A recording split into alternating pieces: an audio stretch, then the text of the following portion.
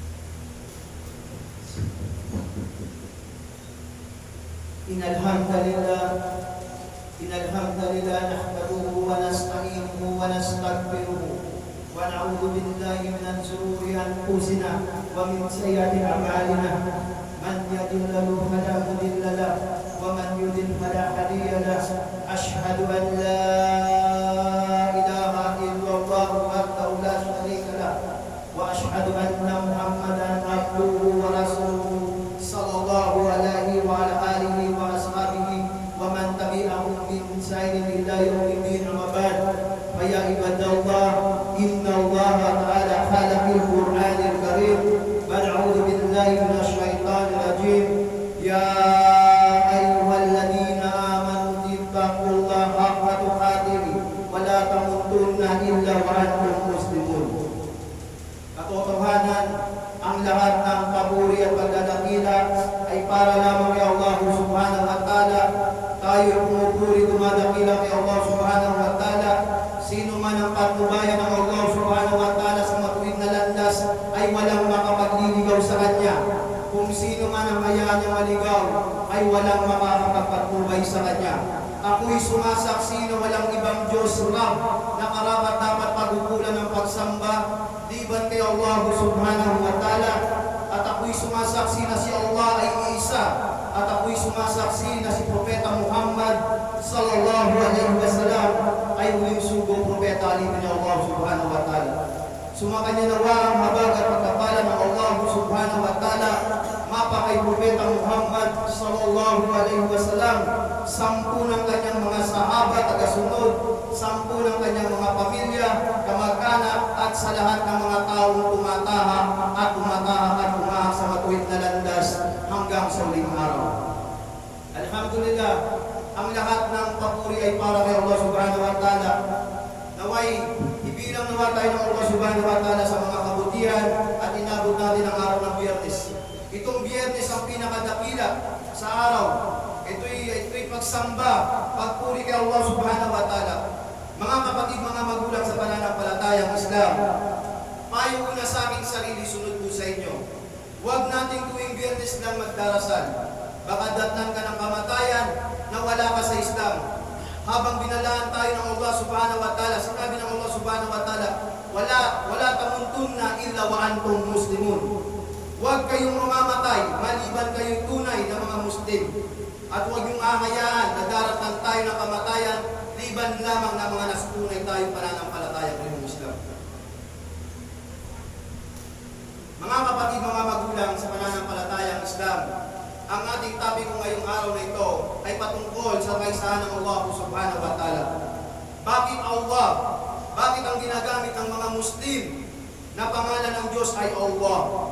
Sa wikang Hebreo ay ginamit ang salitang Elohim na ang literal na hulugan ay God. Sa wikang Aramaic ay ginamit ang salitang Ela, na salitang literal na kahulugan ay God. Sa wikang Arabic ay ginamit ang salitang ila, na ang literal na kahulugan ay God. At dinugtungan ng al, kung saan ito ay pantukoy sa tiyak, definite. Ang meaning ng al ay the, sa Tagalog ay ang. Al plus ila, Allah means the God, in Tagalog ang Diyos. Ito ay upang maging mas dakila sa lahat. Sa madaling salita, ang pangalang Allah ay hindi inamo sa bagay o tao, kundi kaya literal na mismo nasalin-salin ng God. Ginamit ito sa Old Testament na Torah na Elohim, at ginamit sa Testament, Gospel na Ilah, at ginamit naman sa Quran na Allah. Mga kapatid, mga magulang sa pananampalatayang Islam, sa mga bagong Muslim, ang tatlong uri ng Tauhid. Number 1, ang Tauhid Rububiyah. Ito ang pagbubukod tangi sa Allah sa kanyang mga gawain, tulad halimbawa ng paglikha, pagbibiyaya, pagbibigay ng buhay, at pagbawi nito, at pangangasiwa.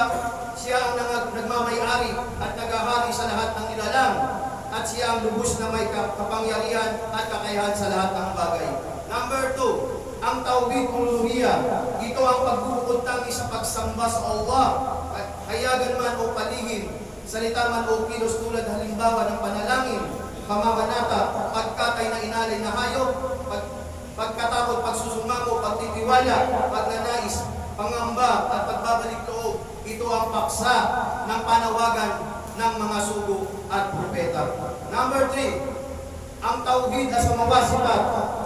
Ito ang pagkilala at pagpapatibay sa pangalan at katangian na pinakilala at pinagtibay ng Allah subhanahu wa ta'ala para sa kanyang sarili mula sa Quran at sa mga pinakilala at pinagtibay sa kanya ng kanyang sugo sallallahu alaihi wasallam, mula sa kanyang sunnah na babagay umaangkop. Sinabi ng Allah subhanahu wa ta'ala sa marangal Quran, "Wa ma khalaqtul jinna wal insa illa liya'budun."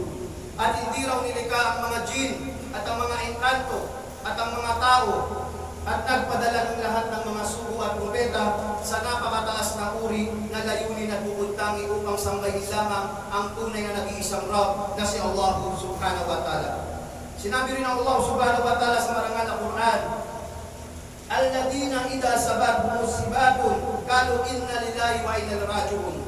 Kabilang sa mga katangian ng mga yaong matitiisin ay kapag dumating sa kanilang mga bagay na hindi nila nagugustuhan, sinasabi nila, kami ay mga aliping pagmamayari ng Allah subhanahu wa ta'ala.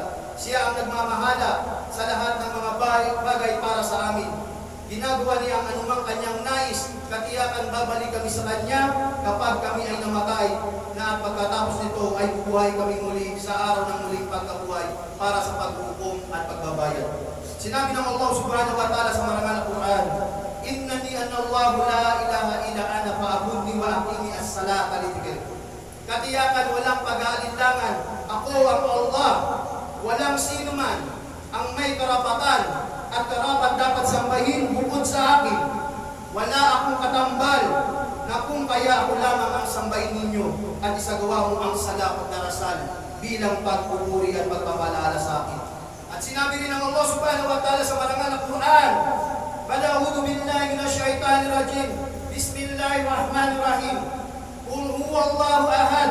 Ipahayag siya ang Allah, ang nag-iisa, Allahus Samad, Allah ang walang hanggan, ang ganap sandingan ng lahat.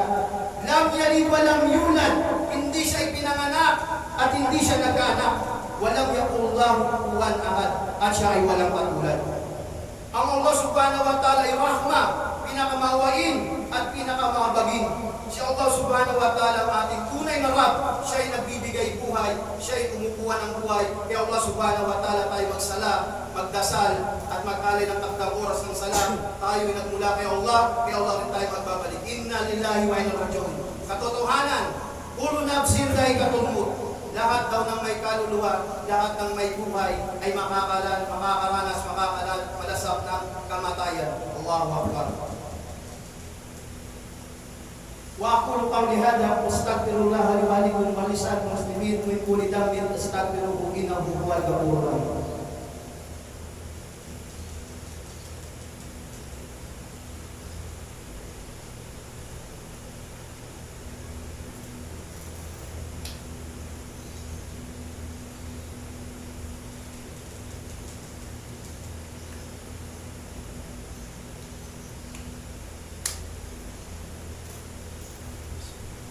Mga magulang, mga kapatid sa pananampalatayang Islam, Alhamdulillahi Rabbil Alamin, wassalatu wassalamu ala asyrafil anbiya'i wal mursalin, Sayyidina Muhammad wa ala alihi wa ashabihi ajma'in, amma ba'd. Mga magulang, mga kapatid sa pananampalatayang Islam, sumunod tayo sa ginawa at pinagutos ng mahal na Propeta Muhammad sallallahu alaihi wasallam, ang kanyang hadith at ang kanyang sunnah. Iwasan natin ang bid'ah. Kullu bid'atin dalala wa kullu dalalatin finnar. Ang bawat innovation ay isang maling patnubay at ang bawat maling patnubay ay umahatong sa impyerno. Wala tayong mga shirk, magtambal kay Allah subhanahu wa ta'ala. Tayo sumamba at huwag tayo lalagpas kung ano man ang pinagutos ng mahal na Propeta Muhammad sallallahu alaihi wasallam, ang kanyang sunnah ay sundin natin. At kung ano yung pinagbawal ng Allah subhanahu wa ta'ala ay itigil natin. Ang riba, 5-6, ang zina, ang mga lunya, at pagpatay, at paggawa ng krimen. Allahu Akbar. Tayo ay magbabalik kay Allah subhanahu wa ta'ala. Ya ayyuhalladhina amanu ittaqullaha haqqa tuqatih wa la tamutunna illa wa antum muslimun. O kayong mga mananampalataya, katakutan natin si Allah subhanahu wa ta'ala ng tunay na kahulugan ng pagkatakot. At huwag natin nahahayaan na daratnan tayo ng kamatayan, liban lamang ng mga nasa bakuran at tunay tayo sumunod sa mahal na Propeta Muhammad sallallahu alaihi wasallam at kay Allah subhanahu wa ta'ala. Mga kapatid, mga magulang sa pananampalatayang Islam, bilang pagtatapos ng khutbang ito, dito sa mundo, ano lang ang patutunguhan ng angka ni Adam alayhisalam. Una, dito sa dunya, sa mundo, ay temporary lang tayo. Ano bang iniisip ng mga tao? Magpayaman, gumawa ng kabutihan, makapag-aral ang mga anak, makatapos, basta't walang inargabyadong tao, kumikilala sa Diyos, sapat na ba yun? Ang sinabi ng Allah subhanahu wa ta'ala sa marangal na Quran, وَمَا خَلَقْتُ الْجِنَّ وَالْإِنسَ إِلَّا لِيَعْبُدُونِ. At hindi raw siya naglikha ng mga engkanto at ang mga tao at nagpadala ng lahat ng mga sugo at propeta para sambahin lamang ang tunay na nag-iisang Rabb na si Allah subhanahu wa ta'ala. Pangalawang patutunguhan ng angka ni Adam alayhisalam, pagkatapos natin mananatili dito sa mundo, ay napakabilis lang, parang manlalakbay lang tayo. Pangalawa, dito sa ating kubur, sa Yadul Barzakh, sa libingan natin, hindi natin madadala ang mga kotse, bahay, ari-arian, karangalan, diploma, o karangalan mo sa mundo. Ikaw man ay pinuno sa lugar nyo, o ikaw man ay mayaman, ikaw ay matulungin, pero hindi ka kumikilala at hindi ka sumasamba at hindi ka pumupuri sa tunay na isang Rabb na si Allah subhanahu wa ta'ala. Allahu alam, mahihirapan tayo sa libingan natin. Ang katanungan sa ating libingan, pinapayo ko una sa akin sarili, sunod sa inyo mga kapatid, mga magulang, na dapat ito yung i-memorize at assignment ng isang mu'min, mananampalataya, ang kanyang assignment dito sa dunya, sa mundo, bago siya datnan ng kamatayan. Man kala la ilaha illallah dakhala al-jannah. Sino eka? Ang isang tao, bago siya datnan ng kamatayan at taos puso at sinabuhay niya ang Islam, sumunod siya sa mahal na Propeta Muhammad sallallahu alaihi wasallam at sumunod siya sa Allah subhanahu wa ta'ala, nararapat sa kanya ang paraiso. Ang katanungan sa kubur, tatanungin tayo, sino ang iyong Panginoon? Man Rabbuk. Sino ang iyong Panginoon? Rabb Allah. Ma dinuk? Din al-Islam. Ano ang iyong reliyon? Ma nabiyuk? Sino ang iyong propeta? Nabi Muhammad. Yung tatlong katanungan na yun, pinapayo ko una sa akin sarili, sumunod sa mga kapatid natin, sa mga bagong Muslim, at sa mga born Muslim, maling Islam, sa man sulok ng daigdig, na ang kamatayan, ito ang pumuputol sa kaligayahan ng tao. Kaya mga kapatid, mga magulang, sa pananampalatayang Islam, pag dumating na yung oras na katanungan na yun, at hindi natin nasagot, mananagot tayo. At yun, hihintayin natin yung yamul kiyama sa araw ng paghukom. Yung pangatlo na ating destinasyon, ito yung tunay na buhay na walang hanggan. Ang akhirah, ang paglalakbay sa sirat. Yamul kiyama. Doon na huhukuman ng tao kung ano yung ginawa niya sa mundo. Naging mabuti siya, itutuwid siyang Muslim, sinabuhay niya ang Islam, nararapat sa kanya ang Jannatul Firdaus, paraiso. Kaya yun, nilingin natin kay Allah subhanahu wa ta'ala ang mga kabutihan at pagpapala at kaalaman. Dahil ang lahat ng kaalaman, kung sino man ang gabayan ng Allah subhanahu wa ta'ala, gagabayan niya. Ang gabay ay nagmumula kay Allah subhanahu wa ta'ala, wala sa amin, wala sa atin. Ang sa atin ay magpalaganap, magbigay mensahe sa katuruan ng sugod propeta sa lahat ng mga propeta propeta, ito ang din al-Islam. Al-yawma akmaltu lakum dinakum, inna dina inda Allahi al-Islam. Sa araw na ito ay aking ginanap sa inyo ang din al-Islam. Sino eka ang maghanap ng ibang reliyon maliban sa din al-Islam? Impyerno apoy ang kanyang patutungan. Wallahi, wala, kaya Allah. Mga kapatid, mga magulang sa pananampalatayang Islam, magbabahagi lang tayo ng kwentong Muslim. Ito'y kwento ng mga sahaba, yung 4 na kalipa. Si Omar bin si Abu Bakar as-Siddiq, si Omar bin Al-Khattab, si Uthman bin Affan, si Ali bin Abi Talib radhiyallahu anhu. Yung ikalawang kalipa, siya yung Amir Mu'minin sa panahon nila. Ito'y kwento na dapat napupulutan ng aral at gagawin ng mga presidente. Si Omar bin Al-Khattab radhiyallahu anhu sa panahon niya, isang araw, isang gabi, naglalakbay sila ni Aslam, kasama niya. Sa panahon niya, siya yung Amir, leader, pinuno. Amir Mu'minin sa panahon ng Islam noon. Tinitignan niya yung mga kalagayan ng kanyang mga nasasakupan. Sila ba'y nagpapahinga? Sila ba'y tahimik? Sila ba'y walang karamdaman? Sila ba'y may pagkain?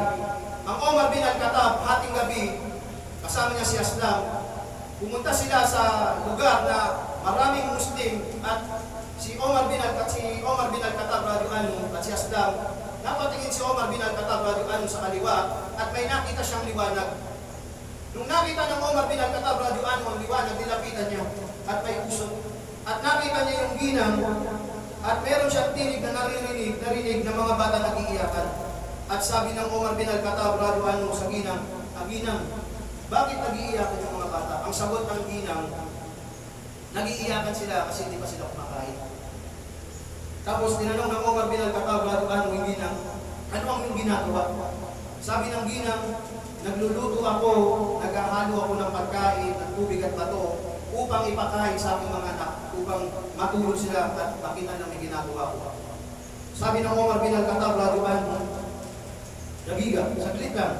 Umalis ang Omar bin Al-Khattab, kasama niya si Aslam, nagdali-dali sila, nagpaalam siya sa ginang, saglit lang at ako ibabalik. Sabi ng Omar bin Al-Khattab kay Aslam, "Yan na, sura." Sobrang bilis nila, hindi kalayuan, nakarating sila sa bodega, sa Baitul Mal, istaka ng pagkain ng mga Muslim. Doon nakalagay yung bodega, mga pagkain ng mga Muslim. Kinuha ni Omar bin Al-Khattab ang kanyang bag at sinilid ang mga pagkain at kinuha niya at binuhat niya yung bag sa sobrang bigat. Nakita ni Aslam, sabi ni Aslam kay Omar bin Al-Khattab, "Amir Mu'minin, hindi sa iyo bagay, hindi sa iyo pwede magbuhat, ikaw ang leader, ikaw ang pinuno namin. Amir ka, presidente, at may edad na kayo." Ang sabi ng Omar bin Al-Khattab radhiyallahu anhu, "La, hindi ikaw Aslam ang haharap kay Allah subhanahu wa ta'ala, kundi ako. Ako ang haharap sa Yawmul Qiyamah. Ako ang namumuno ngayon sa panahon ngayon." Kaya yung sabi ni Aslam, Allahu Akbar. Kaya yung dali-dali si Omar bin Al-Khattab at si Aslam, hindi kalayuan na sila'y naglakad. At nung nakarating na sila sa ginang, agad binuksan yung bag ni Omar bin Al-Khattab ng Amir Mu'minin, presidente. Tumabi siya sa ginang at nagluto siya. Pinagluto niya kagad yung mga bata. Sabi niya sa ginang, "Gisingin mo yung mga anak mo." Pinagising ni Omar bin Al-Khattab at yun, pinakain ng Omar bin Al-Khattab yung mga bata. At sabi niya Aslam, "Amir Mu'minin, Omar bin Al-Khattab, pinuno, para na tahimik na natutulog at tahimik na kakain ng mga bata." Sabi ni Omar bin Al-Khattab, "Hindi pa tapos. Hintayin natin na tayo makasiguro na ang ating nasasakupan pinagpapahinga na at kumain at sila'y tahimik na." Umikot ang Omar bin Al-Khattab at tinignan niya yung mga kalagayan ng kanyang puma, ng kanyang nasasakupan at nakita niya at tahimik na at sabi niya kay Aslam, "Alas, alhamdulillah."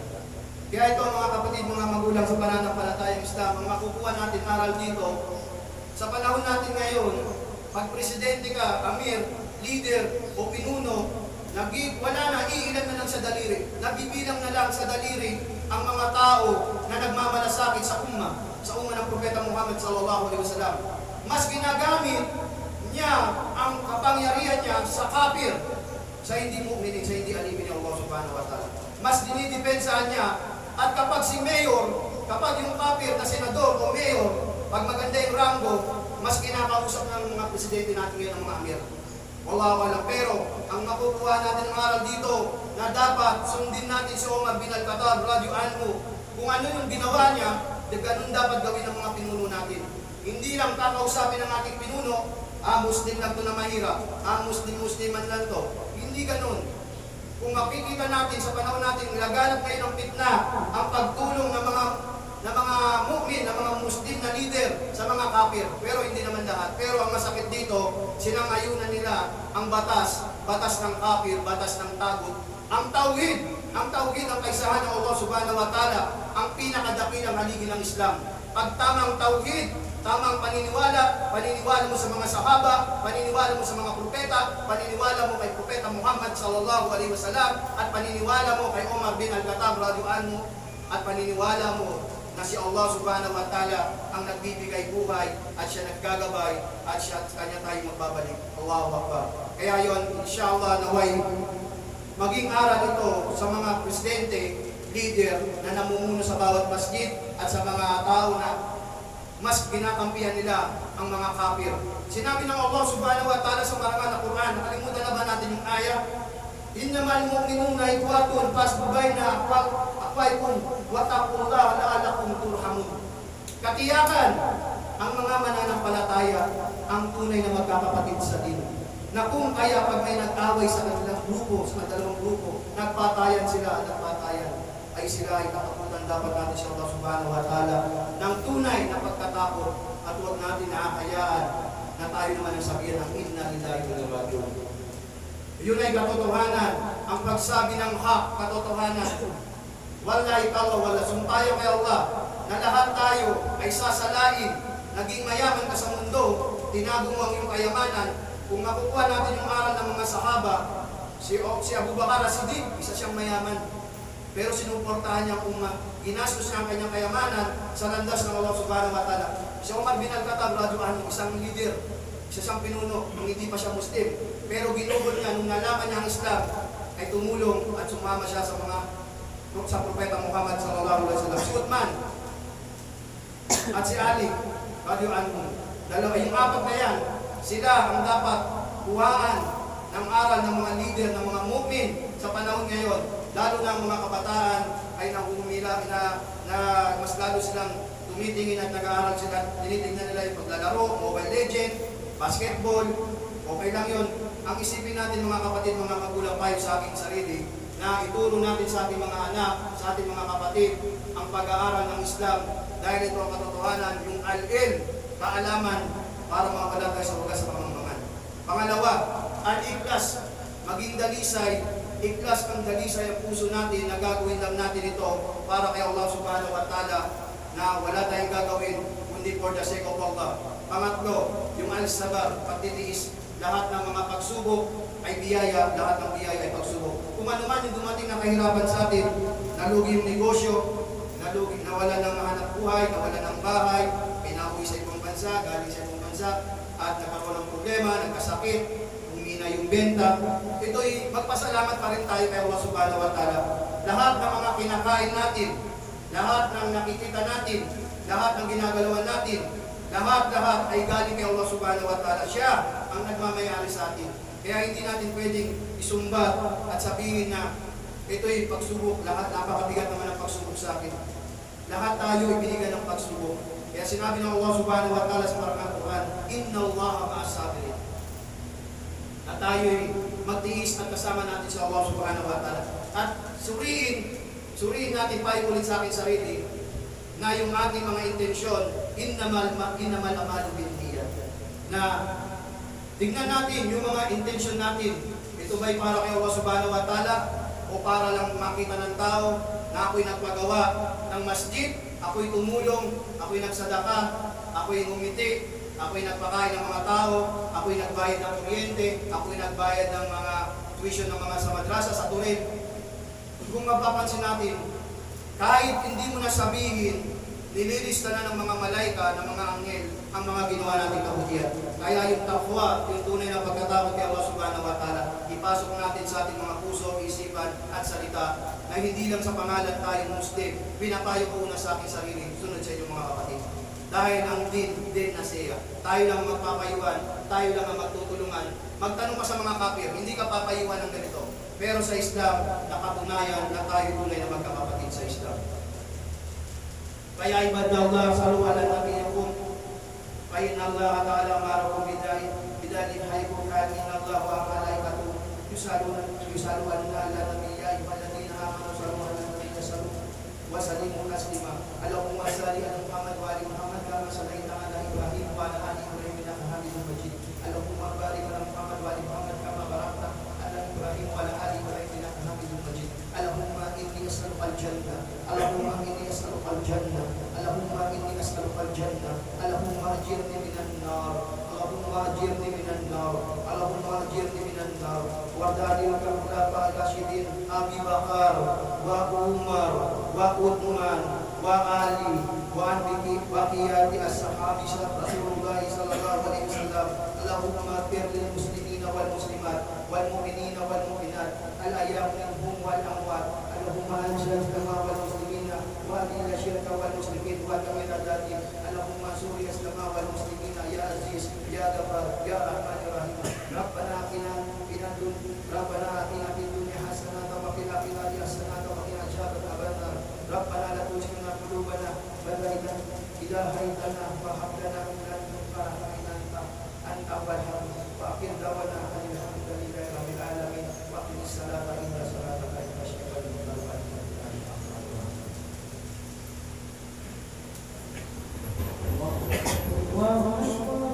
لا إله إلا الله أشهد أن محمدا رسول الله حي على الصلاة حي على الفلاح قد قامت الصلاة قد قامت الصلاة الله أكبر الله أكبر لا إله إلا الله.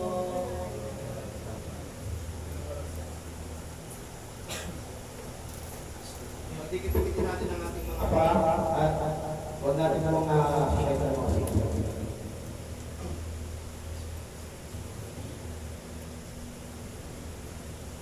Allahu Akbar.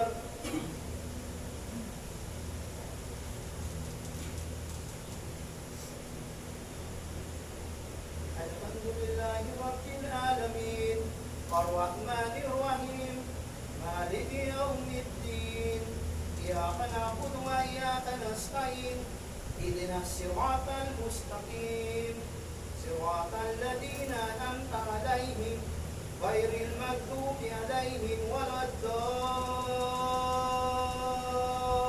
الضالين آمين. الله لا إله إلا هو الحي القيوم لا تأخذه سنة ولا نوم له ما في السماوات وما في الأرض من ذا الذي يسمع عنده إلا بإذنه يعلم ما بين أيديهم وما خلفهم ولا يحيطون بشيء من علمه إلا بما شاء وسع الكرسي السماوات والأرض ولا يهده حفظهما وهو العلي العظيم. الله أكبر.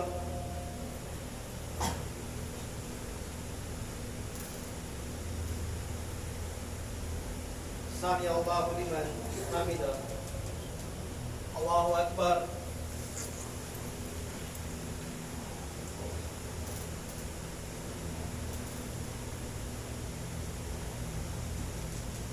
Allahu Akbar. Allahu Akbar.